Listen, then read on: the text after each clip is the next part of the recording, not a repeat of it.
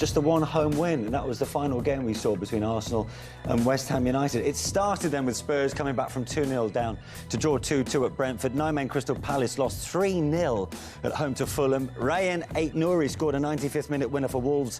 Fellow strugglers Everton, Newcastle beating Leicester 3-0 for a sixth straight victory. Brighton also hit 3 in their win at Southampton, as did Liverpool away at Aston Villa. Incidentally, tonight, Jurgen Klopp's side have agreed a fee with PSV for Cody Gakpo. Arsenal coming from behind to beat West Ham 3-1, and 3 more games to come over the next 2 days. It's Chelsea, Bournemouth and Manchester United against Nottingham Forest on Tuesday, with Leeds against Manchester City on Wednesday. Now try and stop Ian from smiling at this point. Arsenal are now 7 points clear of the chasing pack, and with a game in hand over second place Newcastle United. The Gunners are 8 points clear of Manchester City, who've got a 1 game in hand on the leaders.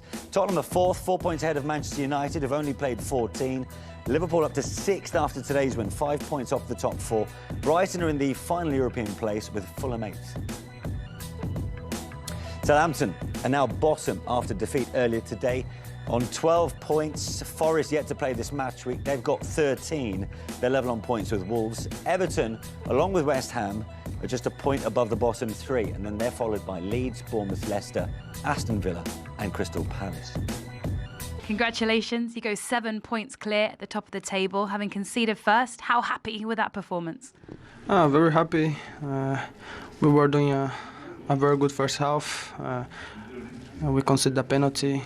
But you can see straight away our fans, how they supported us after their goal, and it gave energy to us, and yes, just so happy with the victory and the comeback. And the mentality you showed today, having conceded first, is that the mentality of champions? Yeah, of course. I think in football you can start the game losing or winning. It happens, and we need to be ready for anything. A standing ovation for you today after you scored your 6th goal of the season. How have you found it focusing immediately on the Premier League today after disappointment at the World Cup? It's, of course, we got upset. I got upset, but that's football. You need to change the chip, and now we are back in the Premier League and fully focused in the Premier League, and we go game by game. Eddie Nketiah also on the score sheet today, and what a goal it was. Are you confident he can fill the void left by Gabriel Jesus at the moment? Yeah, of course. We believe in him, and we know the quality that he has. And yeah, as I said, I think everyone, not just the players, but the fans as well, we trust him and we count on him, and I think he's been brilliant and he deserved the goal today. Just finally, 3 years ago today, Mikel Arteta managed his first Arsenal game. Is there a feeling you could win something special under him this season? Yeah, we hope. As I said before, we go game by game trying to win all of them. That's our mentality. Thank you. Well done today. Congratulations. Thank you. That really is quite something, isn't it, to think that Mikel Arteta took the helm at Arsenal 3 years ago today. The progress has been pretty rapid, because that was seen as a big test tonight for Arsenal. I don't know if it's been rapid. I think that him and his staff and Edu, they've all got to get credit. Vinay upstairs with the plan, because it was always going to be a big job for him to turn it round, the culture. You see how the fans are back involved now. It was a young managerial team from upstairs all the way through, and they had to get a lot of people out, they had to get people in, and they've managed it very, very well in the transfer market. So now they're getting what he wants out of this team. They're playing how he wants them to play. He's got the players he wants. Yeah. Did you expect things to happen so quickly in that time? No, not at all. I think it's very difficult to be competing. He's the Liverpools of this world at the moment. But Arsenal feel as if they're making that breakthrough. They feel like they're the closest team to ending that domination, let's say, over the last decade. It's been quite a painful afternoon listening to him crowing all day. But I have to doff my cap and say Arsenal are the real deal now. They are. They look very good, and I really can't wait to see them playing the likes of Manchester City, and because they're looking in real good shape. They've got some brilliant players, and they've got a great vibe around the club. So yeah, it's all looking good. Trailing 1-0 at half-time, you were not just confident, but there was almost a touch of arrogance in because Yeah, I you was knew I was being arrogant. you knew there was this ability for Arsenal to go through the gears and find that winning touch. Well, the thing is that you got to believe in what you're doing. You listen to Gabriel Martinelli there. He said that they were doing all right in the first half. So you just have to keep doing what you're doing, Mike. We said it. You have to keep doing. You can't just change it. Just they've scored. We've got to change everything. Keep doing what you're doing. West Ham were defending pretty well. They were making some last-ditch challenges. I didn't think there was enough width. Me and Michael saw that, and then they got it done in the second half, and then all of a sudden it started to change for us. Yeah, 2 goals in just 5 minutes turned the contest on its head. Will you agree there was a touch of fortune though about Saka's goal in? Yes, because obviously Martin Odegaard, when he cut inside here, but you can see the width and the space he's got. Once he does that, then it's you say it's a bit of luck, but his touch was fantastic because it was a shot. He's coming off the edge there, and you can see Cresswell is petrified of him. Look at your Kufal's dropped too far in, and that touch there is fantastic, and then bam. So, of course, you have to say there's a bit of luck there. That wasn't hitting the target, but then you get the luck what you deserve. Dead-eyed finish from him, though. Oh, as Wright says, what a first touch with his weaker foot, and then he just curls it, slots it into the corner, makes it look very, very easy. Yes, definitely a little bit of luck about it. In fact, you normally expect Odegaard to actually find him with that pass because he threaded a couple through in the first half that just didn't come off. But bit of luck, but yeah, it was a great finish. Deserved it. His composure was quite something, Saka, and clearly he was one of the stars for England, was he not, at the World Cup? Yeah. Did you have any doubts, perhaps, that he might come back with a slight hangover in the way that they went out of the competition? No, not really, not at all. Because I thought he was fantastic in the World Cup. It's very difficult to come back from a World Cup like that, playing like he did, scoring a few goals, and be disappointed. Of course, you're disappointed you don't get to go to the finals and win it, but the way he played, I think he done himself and Arsenal very proud. So he's going to come back and he's still in that vein of form, and you can see it with his composure and the way he played today. He caused Cresswell all sorts of problems. Yeah, soon after that goal came Gabriel Martinelli's goal, which after this point, you only ever thought there was ever going to be one winner, right, Michael? Well, this was a point where Arsenal had all the momentum. We spoke about getting into wide areas at half-time, and they did that more often in the second half, Arsenal. Goalkeeper error, no question about it. You can't be scoring from here, but this is not luck. I mean, he attempts this effort, so he's obviously seen something. I mean, he's drilled it into that near post. He has drilled it in, but you look at Fabianski's leg there, Mike, it's stuck. He can't move it. Look, it's too late.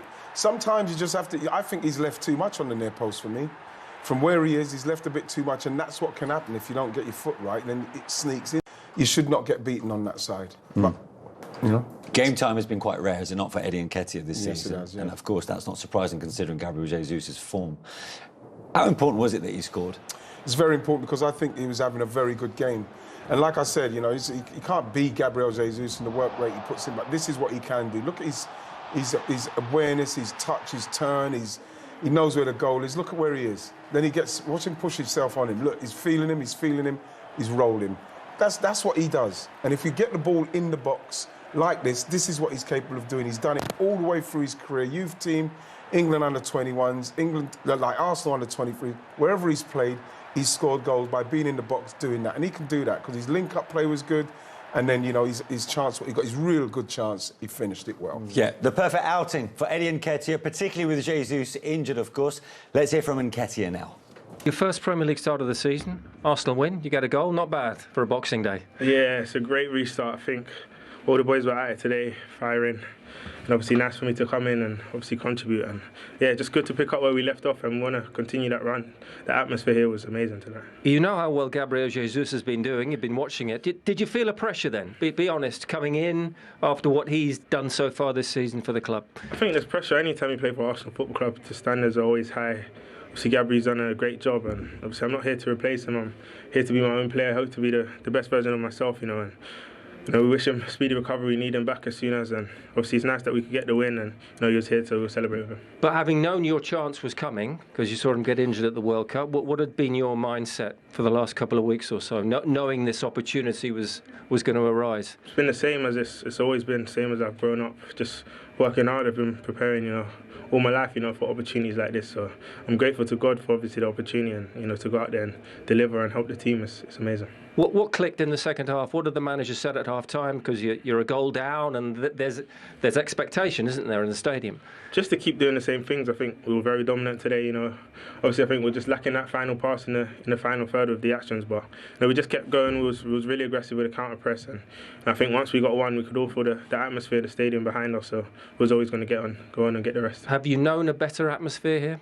No, I think it's been amazing this season. I think there's a real unity and connection with the fans, and we want to continue that and even build on it. And talk us through your goal, because you'd had a couple of turns, I think one in the first half as well, which really excited our commentary team, Ali McCoist among them. Yeah. And then you got it right, didn't you? Yeah, I think obviously I turned a couple of times in the first half. Obviously got clipped a couple of times, but now obviously Martin played a lovely ball to me, and obviously I just felt the defender, so I just kind of rolled him, and thankfully obviously it was a good finish at the end.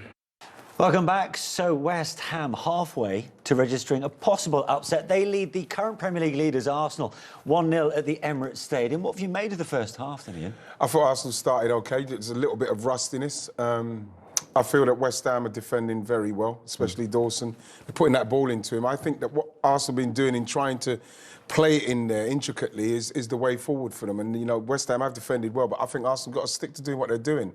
I think they'll get something soon, but, you can't take anything away from West Ham. They are defending well. If you're going to put the ball in from out wide, then Craig Dawson's probably going to lap that up. I think we've got to continue to get the ball to Erdegaard, try and play in those little pockets on the edge of the box with Saka and that, and maybe we'll get something. Now, the reason West Ham have the lead is because of Said Benrahma's penalty. Let's have a look at the incident that led to that. A bit of discussion around as to whether or not this was a penalty. Was there enough contact on Jared Bowen for you, Michael? Well, there was contact. There was definite contact. Was there enough? That's the big question. I like the principle of the referee in that you don't have to go down necessarily. If you break someone's stride or anything else like that when they're running through, then I think that it should be given. He does then step 2 or 3 yards, doesn't he, and then stretches for the ball.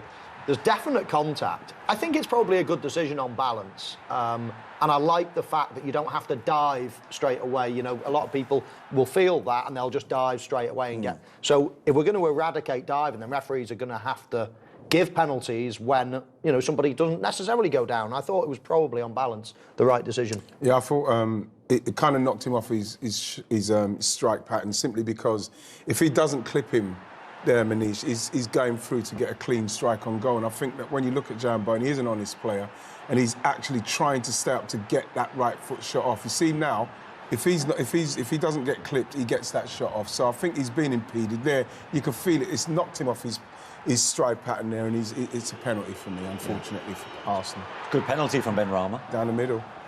It's a good one down the middle. Yeah. Would you have the confidence to go down the middle? I don't think I would, Michael, because You've got the confidence to do anything. No, but the longer I've been retired and the more I'm seeing it, the more I'm thinking I would not go down the middle. I'm too scared. Now, look, just before the half-time whistle, we thought Arsenal had got themselves a penalty for a handball against Aaron Cresswell. No. You saw this very quickly, Ian. Well, we did. To be honest, me and Mike saw it quite quickly, saying that I cannot understand that Michael Oliver, where he is, he's looking straight at it.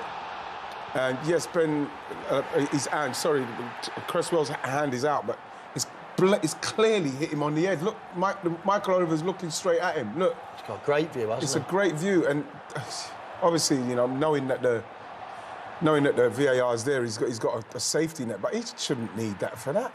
No, but do you think maybe he thinks it might have come off his hand to hit his head? No, I don't think so. I think that he's got a good enough view where he can see that all the way towards Cresswell there, and he shouldn't even have given a penalty in the first place. But that's what VAR is for. That's what VAR is for. Yeah, the howlers like that, and of course Michael Oliver's probably our best referee. Yeah, I would say, and even he can make mistakes, and that's what it's for. Exactly that, VAR at its best. Now, look, of course, we focus on Eddie Nketiah. It's his job to fill in the considerable boots of Gabriel Jesus. How has he done for you, I Ian? thought he's had some nice little touches, some very good little runs. You see this one here. He gets in, and this is unfortunately this gets disallowed because it flicks his heel. But that's the way it is. I'd like him to have really gone at Kufal here on the left side. I know he can hit it with his left foot. He seems a little bit tentative here. You know what I mean? And then he cuts in, and it's quite a weak a weak shot because he wants to get onto his stronger foot. Another great run, brilliant run this. You know, and then he just gets a little, he just can't quite get it to Saka. And that's, again, once you get into that position there, man, is you want to get the ball to the forward who's coming in. But this is what I'm talking about. He ain't afraid to go on the left foot. He's picked up a nice little pocket of space there, and he's had a go on his left foot. And I just want him to carry on doing what he's doing, because he seems like he's trying to do the right thing. So hopefully he'll get a clearer chance. Yeah. But what happens now is it put the onus on Arsenal, does it not, in the second half? And that makes it for a terrific game right now. Absolutely. I'd like to see Arsenal with a bit more width as well. You know, as Wrighty says, stretch that back four, and then Ødegaard, he's played a couple of lovely balls. That might start coming into play. Not long until the second half. Arsenal trailing at home to struggling West Ham. It's only the third time in any stage this season they've been behind in this campaign. Does that pose a different kind of pressure, Ian? Yeah, but at the same time, they've played very well at home. You know, I don't see any reason for them to press the panic button yet. I think they should just carry on doing what they're doing. Michael's right. Need to get a bit more width, get some more space in the middle there for Ødegaard to operate in, and maybe Eddie Nketiah, who's coming off and turning. But other than that, I think it's half time. It's fine.